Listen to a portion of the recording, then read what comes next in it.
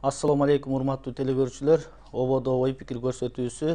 Урматтуу телекөрүүчүлөр, биз бүгүн түз эфирде конокторду чакырганбыз.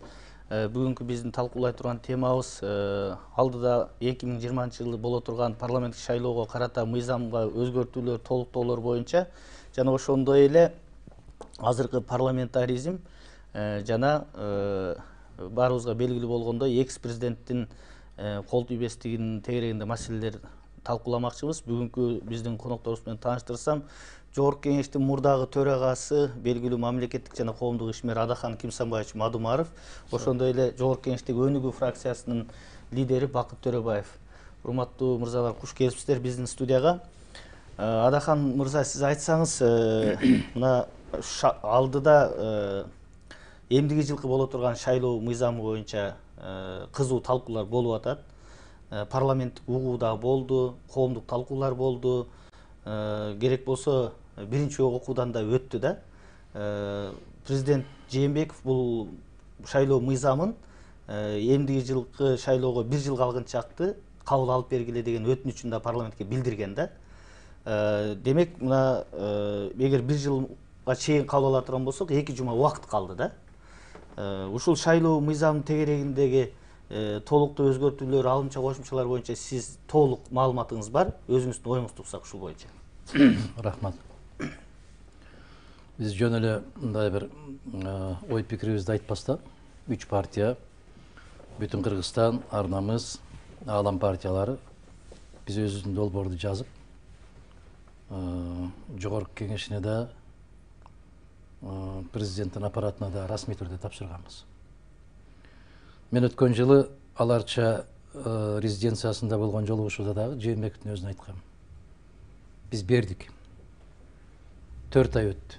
Же ак дебейсиңер, же кара дебейсиңер. Эмне үчүн ошону карабайсыңар? Деген сыяктуу. Анан кийин бир аз алымча кошумчалары менен кошуп депутат Бакиров, ошол дагы бир алымча кошумчалары менен расмий түрдө киргизген. Бирок бүгүнкү күнгө чейин бизге жооп жок да, жакында 1 жылдан өтөт. Бүгүнкү күнгө чейин жооп жок. Ошол шайлоо кодексине өзгөртүү, түзөтүү киргизүү жөнүндөгү мыйзамдын долбоору дап даяр колдоруна карматканбыз. Бардык тажрыйбаларды эске алуу менен. Анан президент кайрылып, ушуну тез алып бергиле деп Жогорку Кеңешке кайрылды деп. Кайрылды, бул эл үчүн кайрылып койду. Ишарат да, мындай бир көрүп атасыңар, мен иштеп атам. Көрүп атасыңар, мен ушуну жакшыртканды каалаган атам. Эгер ал кааласа, мына бүгүн Жогорку Кеңеш мына маселени чечип бергиле десе 2 саатта чечип берип атпайбы. Эгер өткөндө жанагы чыдабай кеткенден чынын айтып албадыбы төрагасы Жогорку Кеңеш? Эгер бизди колдобо десе колдобойт элек да деп туурабы? Өкмөттүн отчетун. Бүгүнкү күндө Жогорку Кеңеш баягы өзүнүн парламент катарындагы функциясын аткарган жок да. Кезинде биз Акаевдин мезгилинде айтат элек, баягы эл өкүлдөр жыйыны СНП президенттин администрациясынын юридикалык бөлүмү гана, андан башка, андан жогорку макамга ээ болгон жок деп. Бүгүнкү Жогорку Кеңеш ишарат күтөт да. Муну мондай кылып бергиле десе 2 саатта бүтөт. Муну кое туралы деген болсо, киргизип койгон сунушум 4 жылга чейин жата берет. Ошондуктан Жээнбеков андай деген, Жээнбеков мындай деген, ошондон күтүшүбүз керек дегендин өзү бүгүнкү күндө мындай бир аз же саясатты түшүнбөгөндүк, же өтө эле ишенчээктик, мындай бир жаш баладай да, эч күнөөсү жок сабий жаш балдар болот го, ошолор бир нерсе айтсаң ишенип калат. Андай болбойт. Эгерде ал каалаганда бүгүнкү күнгө чейин бардык оюндун эрежелери так болмок. Бүгүнкү күндө тескерисинче 3 партияны өткөрүшкө аракет кылып аткан арамза, кара мүртөз, кара ниет ойлор кетип баратат. 9%га көтөрүп алганын себеби дагы ошонун. Бүгүн жанакы иниси баштаган бир топ даярдап атат. Партия ошолор келебиз деп. Экинчи топту жаштарга бүгүнкү төрагага берген сыяктуу көрүнүп атат. Үчүнчү топту жанагы мен сумчатый деп коем. Элитанын ичинде жүргөндөгүлөр, тыйындуулар, алар бир топ болот да. Ошол 3 партия 3 топко бөлүнүп кирип, анан бир эле кишинин парламентini айландырабыз деген аракеттер болду. Жок, 9%га тактоо беретин мурдагы президент ушунда кабыл алынганда 9%. Кабыл алынган, эми ошону биз айтпадыкпы, бул өтө туура эмес, саясий жактан абдан каттуу бир алишемдик болуп атат. Сиз элестетсеңиз, бизде 2 миллион киши барат шайлоого. 9%ды аттап өтүш үчүн 180 миң кеминде добуш алышы керек. Анан бир 10 партия чыга турган болсо, ар бири тытып олтуруп, бирөөдү албайт. Тек гана баягы кагаз менен урат да. Бири баягы акча деген кагаз, экинчиси протокол деген кагаз. Ошого айтып атпаймынбы мен азыр 3 эле партияга даярдык көрүлүп атат, ушул 3 партияны алып келем деген аракеттер жүрүп атат. Эми муну Мадумаров бүгүн айтып атат да, көпчүлүк азыр андай болбосо керек. Жок, андай болбойт деп баш чайкашат да. А шайлоо бүткөндөн кийин анан сиз айткан туура чыкты деп шак коюшуп анан отурат. Бүгүнкү бийлик кызыктар эмес шайлоо кодексине өзгөртүүлөрдү киргизүү. Кааласа айтып атпайм, кааласа 2 күндө эле киргизет. Мына кол тийбестик жөнүндө маселе айтабыз деп атпайсызбы? Кол тийбестик чечип бергиле дедилер. 3 ай деле кармаган жок, 2 ай деле кармаган жок, 3 эле күндө чыгарып бербеди. Рахмат. Бул боюнча кайра келебиз азыр бул темага. Бакыт мырза, ушул шайлоо кодексинде шайлоо мыйзамдарын өзгөртүү боюнча сиз дагы өзүңүздүн өзгөчө пикириңизди айтып атасыз. Акыркы убактарда бир нече жолу айттыңыз. Өзүңүздөрдүн сунуштарыңызды да бердиңиз. Сиз көбүн эсе жанагы 9%дык тосмону 5%га чейин түшүрүш боюнча пикир айтып атасыз да. Ушунун негиздеген жагдайларды айтсаңыз. Рахмат. Негизи 5%га эмне үчүн биз сунуштадык. Азыр Адахан Кимсамович айтып атпайбы, 3 партияга эле даярдап атат депчи. Бул жерде жан бар. Ал жерде биз оюбуз көбүрөөк партия келсин деген ойдобуз. Анткени мындай караганда 2015-жылы азыркы 20-жылы шайлоо акча жагынан кымбат шайлоо болот. Ачык айтканда, кымбат шайлоо болот. Бул жерде мен да парламентте айттым, эгерде 9% калса, анда кимде көп акча болсо ошо өтөт. Кимде административ ресурс колдоно алса, ушул бийликтин партиялары, ошолор эле гана өтөт деп. Мына бул аргумент. Анан кийин жаңы партиялар, же мындай идеясы бар, күчтүү партиялар, ойлор менен, жакшы ойлор менен келген партиялар өтпөй калышы мүмкүн 9%данчы. Ал жерде биз 30га жакын нормалар сунуштаганбыз. Ал жерде мына мамлекеттен каржыланып аткан теле, вообще негизи массалык маалымат каражаттар ошо партияларга бекер эфир берилсин деген жазганбыз. Бекер. 5 миллион сом төлөгөн залогту ошо 5 миллион сом жеке менчик телеканалга берсин. Ал жерде көлөмдөрү барды бирдей берсин партияларга. Ошонун ичинен 3төн 2си жалпы көлөм дебатка берилсин. Дебатка берилсин. Ошондо дебатка чыгып, ар бир партия программасын айтсын. Ал жерде биз мыйзам жаздык. Мурда программа деген сөз деген жок эле закондо. Биз мыйзам жаздык. Өзүнүн партиялык программа менен чыгып, көрсөтүп элге сунуштасын. Эгерде сунуштабаса, көрсөтө албаса, анда бул мыйзам бузуу деген нормаларды киргиздик да. Эмне үчүн бул дебатка биз көбүрөөк көңүл бурдук? Эл көбүрөөк маалыматтарды ар кайсы партиялардан көрсүн. Маалыматтарды угсун, программаларды угсун. Ошондо биз эгерде маалыматтар көбүрөөк таратсак, ошондо адамдын аны сезими өзгөрөт.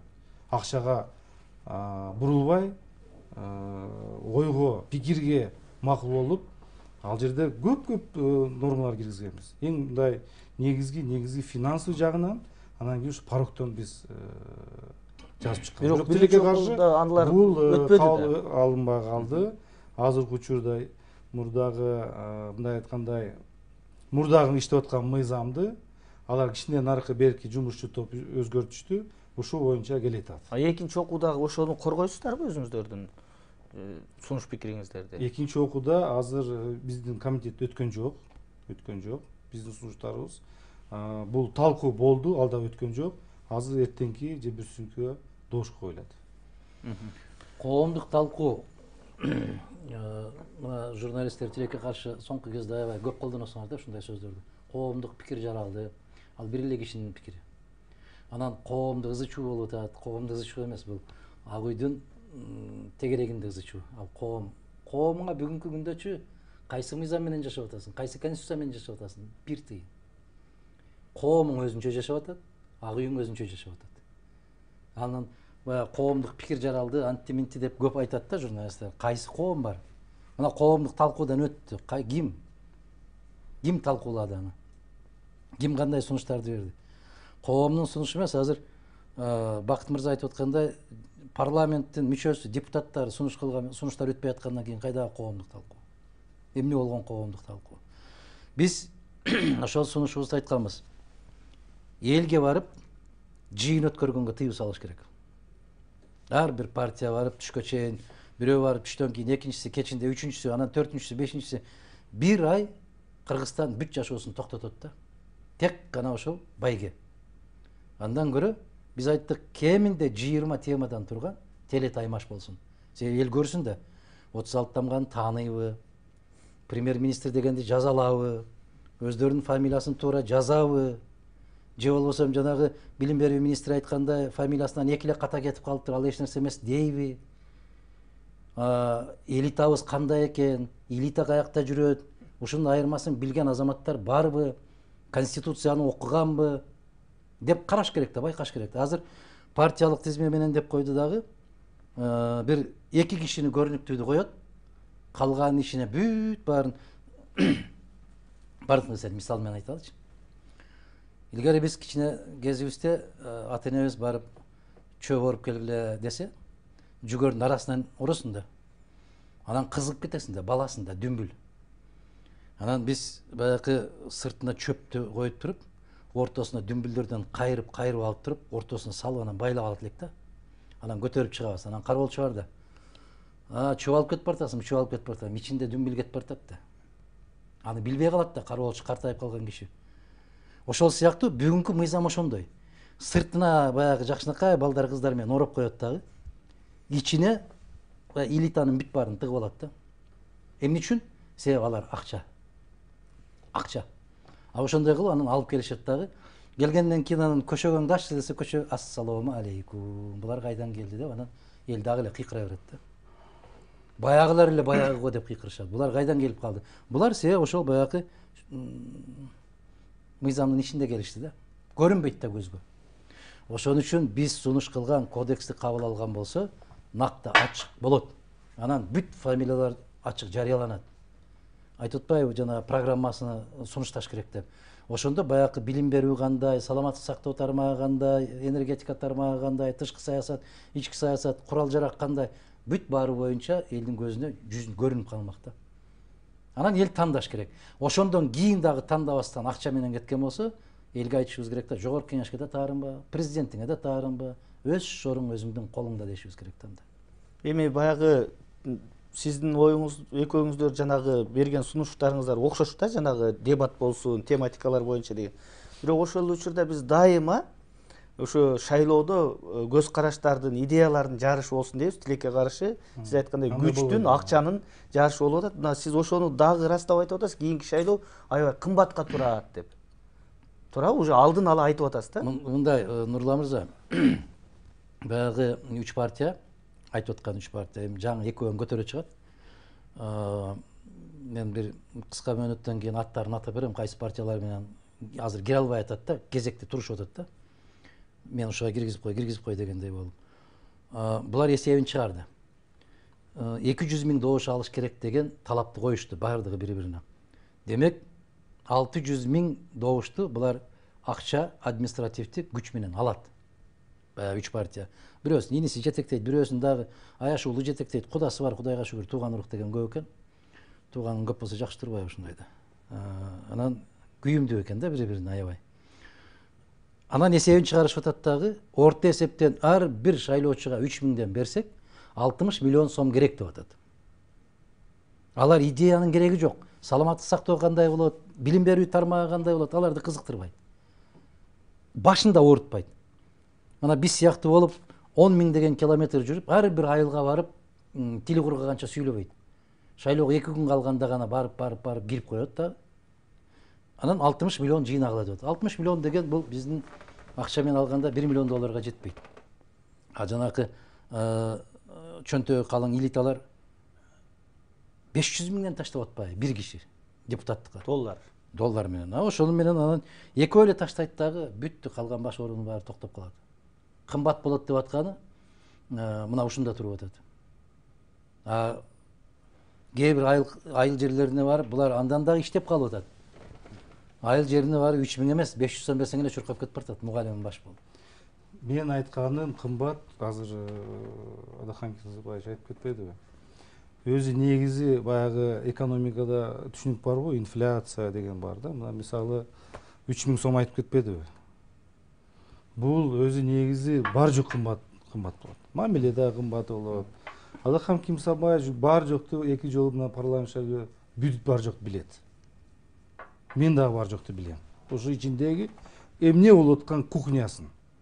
Эгерде биз экөөбүз ойлогодой, баягы программа боюнча, аң сезим боюнча бүт жалпы эл ошо биздей ойлонсо, анда ал жерде акча ойнобойт элер ойлойм. Анда акча ойнобойт. Бирок тилекке каршы парламентке баратканда, шайлоого баратканда биздей ойлонбойт экен жөнөкөй карапайым. Айтып атпайбы азыр? Ошол тиги шайлоо бүткөндөн кийин анан капа болбогула эми парламентке, президентке. Ким шайлады? Ал ошол эле эл шайлады да. Ошон үчүн бул жерде биздин идеябыз эми азыр экинчи, үчүнчү окууда болот. Биздин идеябыз көбүрөөк биз элге чыгыш керекпиз. Анан элдин азыр жөнөкөй азыр партия акчасы жок партия, парламенттик административный ресурс жок партияларда аларда мүмкүнчүлүк да аз болуп атат да. Атаандаштык да болбой атат. Ошон үчүн бул жерде мисалы биз тиги сунуштар киргизгенде, мына азыр Адахан Кимсабаевич жооп атам, 1 жыл мурда берилген. Бирок биз сунуш берилген коомчулук, сиз коом айтасыз. Бир дагы партия биздин сунушубузду колдогон жок. Чыгып, туура айтып атат. Ошону жасайлык, ошону аткарайлык. Жаңы чыккан партиялар дагы айткан жок. Биз ушундай колдойбуз бул мыйзамдарды. Бир малды Нарымбек Молдобаевич угуп калдым, тиги радиодан айтып калды. Бир ушу кишини уктум. Бүгүн дагы тиги НПО организациялар канча бир 40 айдан кол коюштур. Ушул мыйзамдарды колдош керек деп экинчи. Мен сөзүңүзгө аралжы мындай сиз айтып атпайсызбы, эгерде парламентке көп партия келсе, парламенттин ролу жакшы болот эле дегендейчи, бекем болот эле, көз карашы пайсы. Мына өткөнкү мурунку чакырылышта, кечиресиз, 5-чи чакырылышта 5 партия келди. 6-чы чакырылышта 6 партия келди. Бирок тескерисинче 5-чи чакырылыш азыркыдан кыйла күчтүү болчу да. Азыр андан 5 метр болуп атпайбы, 6 партия келип алып. Эми мындай айтып коелу биринчи суроого. 3 партия келсе, 3 партия менен сүйлөшүү оңоюраак да, 6 партия менен караганда. Бирок азыр 6 партия менен укмуш сүйлөшүп атпайбы? Эми 4 партия менен сүйлөшүп коюшту азыр. 2 партия биз сыртта калып калдык. 4 партияның азыр 90га жакын добуш бар. Болду, биз кереги жок болуп атабыз. Бар жок добуш менен чечилип атпайбы? Ошон үчүн баягы келгенде бирөө доминирующий болуп келбеш керек. Өткөндө парламентте эң көп 28 мандат болду. Кийин анан 23 мандат болду.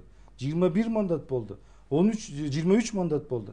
Анан кийин тиги ошондо баягы тең болуп калды. Тиги ал жерде көбүрөөк конкуренция болуп калды ал жерде. Анан кийин дагы баягы айткандай составы да башка болуп калды. Биз сүйлөйт экенбиз, айтат экенбиз. Тиги мына мисалы Конституция 2016 жылы. Конституция өзгөртүү киргизген деп атканда биз эмне кыла алдык? Эч нерсе кыла алган жокпуз. 22 добуш менен атамекен менигө. Бакыт мырза, бул Нурлан мырзанын айтып атканы мындай болуп атат. Аны түшүндүм. Составты айтып атам да. Жок, составта да ушундай да. Биз 2 партия сыртта калдык деп атпайсыңарбы? 101 депутат катышып отурса, 101 колдоп атпайбы? Ал жерде сыртта калган бир да партия жок. Баары эле ичинде. Тек гана бөлүп алды да. Биз мынтип сүйлөп коебуз, кнопканы басып беребиз. Бизди да унутта калтырбагыла. Эми кайсы мисалдарда? Мисалы премьер-министрди колдогондо деле 115-иңер отурган болсоңор 111-иңер колдоп бересиңер. Отставкага кетирип бергиле десе 105 киши отурган болсо 104-ü колдоп берет. Кече өкмөттүн отчетун кабыл алып бергиле деди, 101 добуш менен кабыл алып бердиңер. Эми азыр мисалы мен жөнүндө сиз сүйлөңүз. Жок, сиз жөнүндө эмес. Мен жөнүндө добушумду мен айта алам. Кайсы жерде мен против добуш бердим. Кайсы жерде 90 депутат алардын добушу бар деп. 90 депутат болгон болсо, ушундай болот экен. Мисалы менин фракциямда 13 мандат. ого 5 фракция депутат добуш берип коет экен да. Ошону айтып Аны атпаймынбы? мажбурлап тура аласың. Мажбурлай турган мыйзам болот да, абийир, намыс болот да. Ошондо жок да азыр. Мен ошону айтып атам. Жок, мен бул Жок жерде да. бир нерсени айтайын деп атам да. Азыр мына Бакыт мырза өткөндө өкмөттүн отчетун кабыл алууда, бекитүүдө сиз абдан аргумент менен, фактылар менен сонун өкмөттүн ишинде кемчиликтерди айттыңыз да. Ооба. Бирок мен ошондо угуп тургам, ушуну айтып деп туруп акырында өкмөттүн отчетуна каршы болобу десем, силер колдоп койбодуңарбы кайра? Жок. Жок, колдобойт. Жыйынтыгында Биз колдоп добуш болуш берген жокпуз. Биз добуш берген жокпуз. Эмнеге каршы Эмнеге? бербедиңер? Айтып берейин аргументтерди. Биз бар доводдор мен угуптум, айттым, бар жок деп. Абдан сонун айттым. Эми мындай да. Биз айтып предложение менен бердик. Угуп келатат. Бирок бир жыл премьер-министр иштеп өзгөрүп атпайбы? Баягы премьер-министр өзгөрүп атат. Макул, биз аны отставка кетирдик. Башка келсин. Бирдеке өзгөрөбү? Өзгөрөт. Өзгөрөбү? Аябай катты өзгөрөт. Жок, башка премьер-министр келсин. Өзгөрөт. Эмне Аябай өзгөрөт? Эгер Эч нерсе өзгөрбөйт. Абылгазиевден башка кесе өзгөрүшү мүмкүн. Башка азыркы система менен, азыркы структура менен, азыркы кимди алып келсең дагы сиз барсаңыз да өзгөртө албайсыз. Бакыт мырза, биринчиден Эч нерсе өзгөртө албайсыз. Биринчи аябай катты өзгөрөт. Абдан катты өзгөрөт. Биринчиден кимди алып келип атабыз деп карашыңар керек да. Биринчиден ошону карашыңар керек. Коалиция. Коалиция карайбы, башка карай. Коалиция деген бул жалган сөз. Мына СДПК эң көп коалиция бул. СДПКнын лидери Алмаз Атамбаев оппозицияда, а СДПК бүгүнкү Жээнбековдун колтугунда. Намыс барбы, уят барбы, ариет барбы? Кыргызстандан башка кайсыл жерде бар? Ушундай мен сизге айтып аткам. Жок, Нурлан. Мен сизге Бул жерде парламенттин принципи. Бул жерде азыр менин ордума СДПК отуруш керек. Да. Буга каршы. Туура. Мен жалпы парламентте айтам. Азыр жок, мага айтылып атат да, мен маңдайым. Анда макул. Ушунча мындай да. Сизге персонально айтайын анда. Эгер сиз ошол Өнүгүү партиясынын төрагасы катарында өкмөттүн ишин каттуу сынга алып, көңүлүңүзгө жакпаган болсо, эмне үчүн сиздин фракциянын мүчөлөрү колдоп добуш берет? Же партиянын төрагасы катарында колдобойт, эмне кылат? Адаган кыздай. Да. Сиз билесизби, 13 мандат менен келдик. 3 мандатты биз билесиз өзүңүз. Биз фракциядан чыгарып жибердик. Жок. Вот мен жогорку кеңештин ишине. Мына мен сизге айтып коеюн. 3 мандатты биз фракциядан чыгарып жибердик. Мен алардын добуш кандай бергенин, кандай кылганын, кандай мен аларды көзөмөл албайм. Калганы биз өзү чечтик, добуш бербейбиз, бербей койдук. 10 депутат. 10 депутат. Каршы бериш керек да. Жок. Биз ушундай чечтик. Бул биздин чечимибиз. Себеп кечинде теледен теледен сурабайбыз, каршы беребизби? кечинде теледен айтып атат, бир добуштан деп айтат. Бир добуштан каршы жок деп айтат.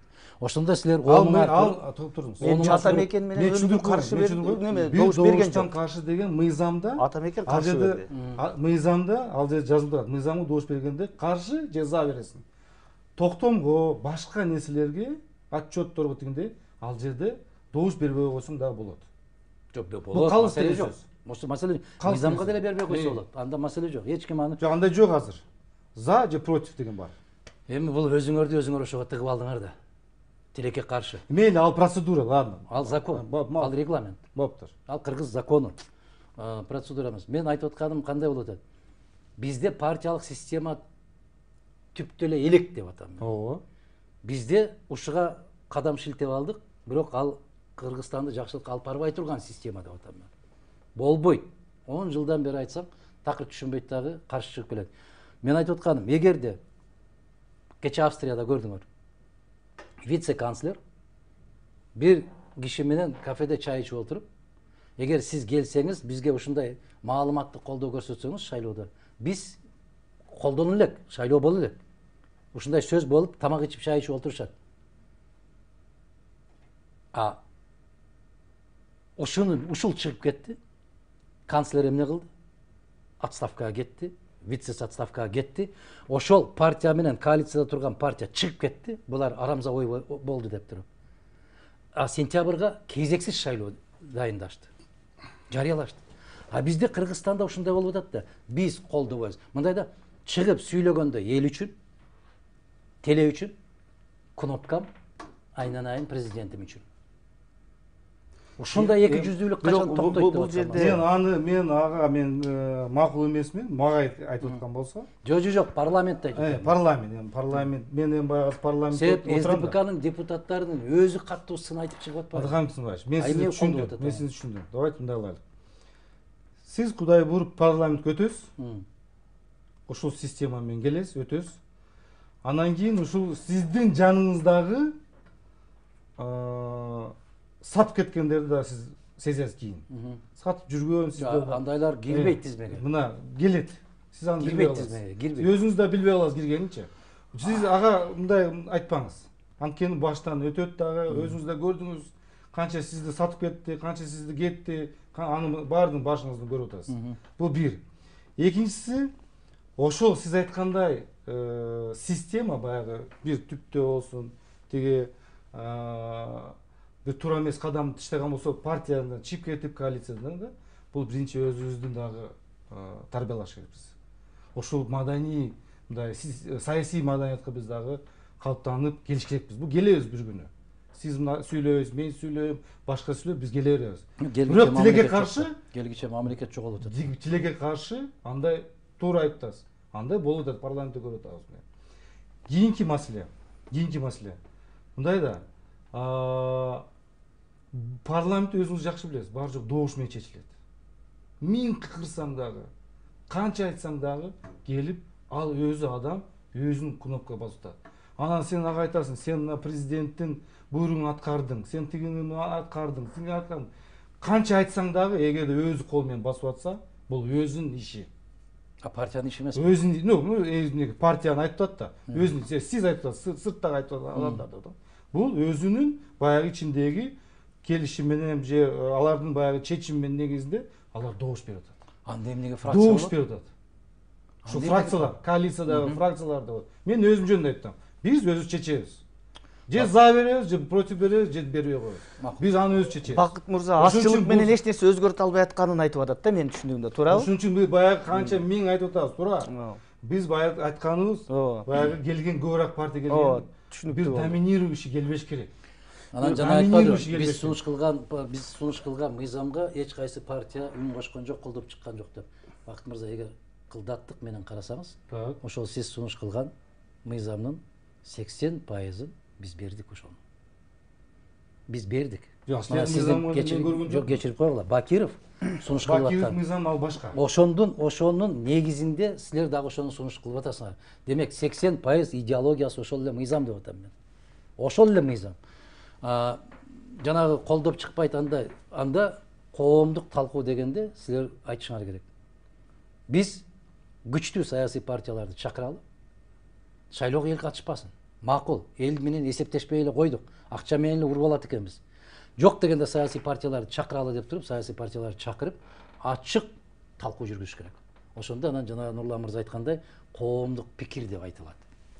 Макулсуз да ошондой. Эми биз кийинки бөлүмгө өтсөк, экс-президент Алмазбек Атамбаевдин кол тийбестиги боюнча азыр мына парламентте депутаттык комиссия түзүлүп, атайын депутаттык комиссия Каныбек Иманалиев башында турган 2 күндөн бери отурумдарын өткөзүп, 9 кине коюп, анын 6оосун алып чыкты, 3өөнү алып ташташты. Ушул эртең парламенттин жалпы жыйынында карап, анан башкы прокуратурага жөнөтөбүз деп. Ушул кол тийбестигин ажыратуу боюнча сиздин пикириңиз кандай болот? Бул ишарат дагы бир жолу баягы мындай бир жөн куру сөз. Кол тийбестигин ала албайт. Эмнеге? Ала албайт. Себеп конституция тыюу салат.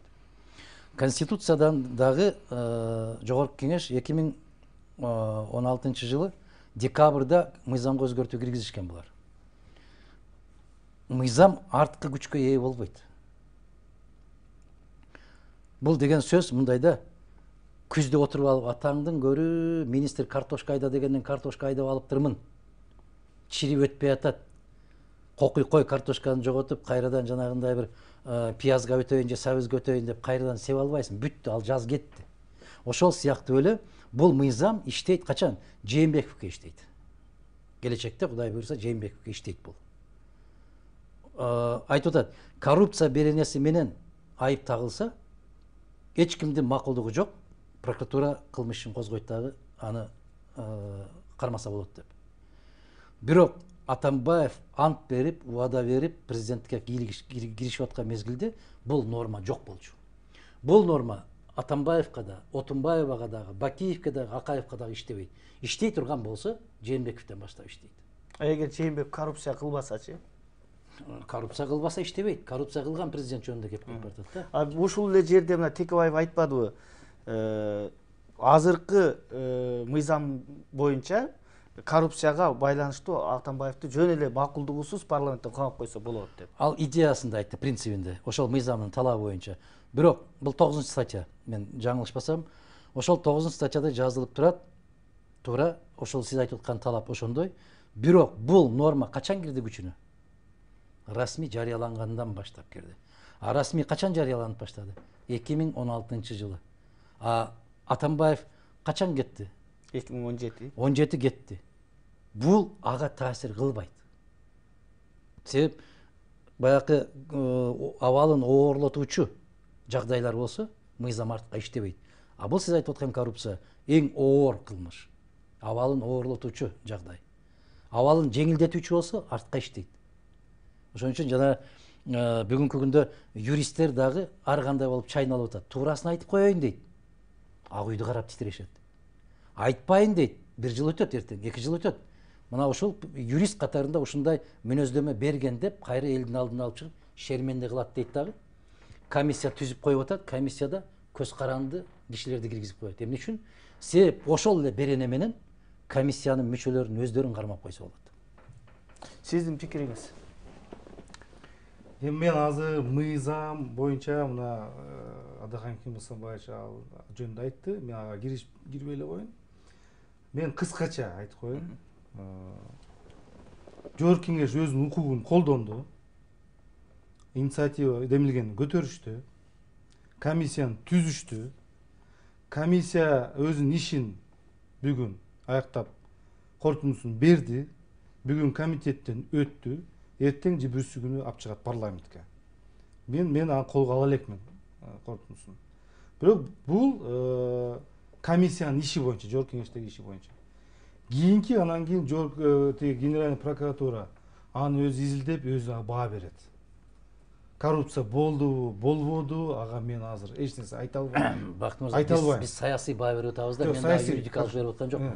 Мен саясий баа берип атам. Бул мындай. Америкада керемет бир мыйзам бар. Мен жеке менчик үйдөмүн. Эгер менин короома бирөө кирип келсе, курал колдонууга укугум бар да. Бир эле киши, бир эле ошол кылмышкерди же жоопко тартыласын, же акталасын. Кандай болот? Эгерде кирип келип мен ошол каза болгон кишини ок алдынан тийгенине мен далилдеп берсем, мен акталам. Себеп мен менчигимди коргодум. А эгер ок аркасынан тийген болсо, анда мен жоопкерчиликке тартылам. Же ал качып баратканда, же болбосо ал багындым деп атканда аттың деген ушундай да жагдай. Бир эле ок, бир эле тапанча, бир эле кылмышкер. Бүгүнкү Кыргызстандагы түзүлгөн кырдаал ушундай. Бүгүн Атамбаевка кайсыл жагынан келип бирдемени такабасын, аркасынан атылган болот. Түшүнөсүзбү? Не деген күнөөлөрдү такпасын? Бул сиздин бул оюңузга мен кошула албайм. Себеби Атамбаев 6 жылда Кыргызстанды каалагандай калчады. Өзү сот, өзү прокурор, өзү жогорку кеңеш болду. Көз көрүнүп мыйзамдарды бузду, узурпация кылды. Кыргызстанды бүгүнкү тас кейипке алып келди. Бунун үчүн да жооп бериш керек. Макул. Анда Нурлан мырза, ушул абдан залкар, ак эмгек, адал кызматыңыз үчүн, көрөгөчтүгүңүз үчүн деп 2017 жылы декабрда сүйлөп атканда зал толо. Мына элитанын бар отурган жогорку кеңеште. Өкүртө кол жабышкан, туура баатыр болуш керек бул киши деп. Кечирип коюңуз. Бүгүн ошол кол чаап аткандар кайра кол чаап атат, муну отургуз деп. Бул мен жигиттик эмес да. Мен юридикалык жагын айтпайын. Мындай бир адамгерчилик жагын айтканда, ошол кезде Мадумаров айтып атпадыбы? Шайлоо арамза өттү, шайлоо сатылып алынды, коррупция деген чачтын түбүнө чейин чыкты деп айтып атканда күрөштү да мени менен. Атамбаевди жамандайсыз, Атамбаевка жаман сөздөрдү айтып атасыз. Да бир азаматтар чыгып айтпадыбы? Атамбаевка каршы чыккандарды Кудай урсун дегенге чейин барып. Эми ошол азаматтар келип бүгүн Атамбаевди тепкилеп атканда мен айтып атам, абийирсиздик болбойт. Кезинде айтышың керек эле. Бирок конституция боюнча дагы бир жолу айтам, мыйзам боюнча, президенттин макамы боюнча, эгер мыйзамды артка иштетебиз десе бүгүнкү бийлик, анда арамза болот. Мен Атамбаев тактап аткан жокмун. Анын кылган, могул жасап аткан, бүгүнкү жагдайга жеткирген кылмышы, күнөөсү аябай көп. Бирок кезинде болуш керек эле. Кезинде айтылыш керек. Анда жоопко тартылбай калыш керекпи бул? Кезинде тартылбай. Жоопко тартылышы керек. Сөз тартылыш керек да, кылган Тартылышы керек. Бирок туура эмес иштер үчүн жоопко жооп бериш керек да. тартыш керек дегенде Жогорку Кеңештен комиссияны түзө коюп, 2 күндүн ичинде эмес, мыйзам менен алып баргыла деп атам. Эми ал туура, ал башка сөз. Сиздин мен баягы жарандык депутат катары баягы айтып атпайбы, биз юридикалык эмес, саясий көз караш, адамгерчилик жагынан депчи. Ошонун баарын өзү жасады да, өз учурундачы. Ким? Атамбаев. Ошондо айтыш керек да. Жок, ошондо айтылган. Мына мисалы Текебаевди жалган жала менен камап койду. Туура. Бир показания менен камап койду. Туура. Ошондо айттык. Мен чынында айттым. Мен аны айта алам. Жогорку Кеңеш деп атасыз, мен Жогорку Кеңеш кайра мага болтасыз да. Ошондо айтканбыз, айнанайын. Бир показания менен камалып атат. Бир аферисттин показания менен кетип атат. Бул туура эмес. Бул туура эмес деп, жок, бул туура деп мына ошол нерсе менен показания менен бүт баягы балдар камалды. Показания менен. Эми мына өзү мына ошол учур келди. Мына азыр показания менен тиги Атаханов показания берди, тиги показания берди, Батукаев боюнча, тест боюнча показания берди, дагы показаниялар чыгат. Ошол показания менен мына келет да. Көрдүңүзбү Атаханов? Ошол мезгилде мыйзам так аткара албай, так иштебей, мына өзүнө эми тийип атат ушулар. Бакыт иним, мен ушулардын баарын кезинде кыйкырып айттым деп атам мен. Батукаев боюнча да, башкасы боюнча да. Эми караңыз, мен айтып атканым, абийирсиздик болуп калат деп атканым. Жогорку Кеңеш дегенде тийип кетип барса, мен кечирим сурайм. Акаевдин мезгилинде дагы кээ бир депутаттарга мына ушундай жала жабылып, сиздин атаңыз менен чогуу бир 10 жыл депутат болгонбуз. Жала жабылып, ошолорду башкы прокуратура алып кетебиз деп атканда, бу киши журналисттер, биз Жогорку Кеңеш агын актай, карасын карадай кылып токтотуп коет элек. Мен айтып атканым, силердин Жогорку Кеңештин депутаттарыңардын арасынан канчаларын алып кетти? Дың дебей отурдуңар деп атам. Күчүңөр жетпей калды деп атам. Жогорку Кеңеш өзүнүн миссиясын актай алган жок деп атам. Себеп эмнеге? Мен конкреттүү түрдө бул же ал партия деп айтып аткан жок, мен Жогорку Кеңеш деп айтып атам. Жогорку Кеңеш Калигула айткан, Нерон айткандай, государство это я дегенде Жогорку Кеңеш бир киши эмес да. Ал жерде 120 депутат бар да. Биз тактап койдук да ушундай. Тактаганда баары бир алсыздык көрсөткөн учурда айтыш керек. Мыйзам жол бербей атат. Кейлери качып кетти. Кейлери башка. Аны менен дагы келишим түзүлгөн. Сен кач. Чегарадан өткөндөн кийин мен сага жарыя салам. Мен айтып атканым, бүгүнкү Атамбаевди күнөөлөп аткандар өздөрү тазабы? Бүгүн анын дарегине ылай ыргытып аткандардын колдору тазабы? Кече ошо кишинин пешине намаз окуп жүрүшпөдү беле? Кече ошо кишиден үлгүлүү болдук, ак жолтой болдуңуз, чачылганды жыйнадыңыз, үзүлгөндү уладыңыз деп кыйкырып аткандар бүгүн абийирсиздик болуп калып атпайбы деп атам да. Атахан Кюсамович, бизге нравственный жагын айтып. Бөлүнгөн убакыт эбак эле соңуна келип чыкты. Жакшы талкуу болду, рахмат. Келип ачык айрым ой пикириңиздерди билдиргениңиздер үчүн. Урматтуу телекөрүүчүлөр, ушуну менен биздин көрсөтүүбүз соңуна чыкты. Кайрадан көрүшкөнчө сак саламатта калыңыздар.